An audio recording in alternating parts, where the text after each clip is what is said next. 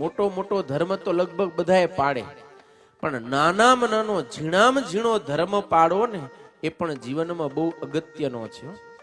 ભગવાન શ્રી હરિ કહે છે, ધર્માદપેતમ યત કર્મ યદ્યપી સ્યાન મહાફલમ ન તત્સેવેત મેધાવી સૂચિ કુશલિલમ યથા સૂચિ કુશલિલમ યથા.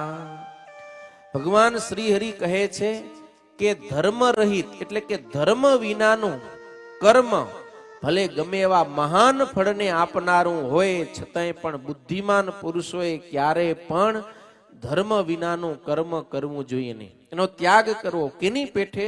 તો કે કુશલીલમ યથા, કોઈ અપવિત્ર જળ હોય, ગંદુ પાણી હોય, ગટરનું પાણી હોય, એનો જેમ આપણે ત્યાગ કરીએ છીએ એની પેઠે જ ધર્મ રહિત કર્મનો ત્યાગ કરી દેવો જોઈએ. ધર્મ રહિત ક્યારેય કોઈ કાર્ય કરવું જોઈએ નહીં.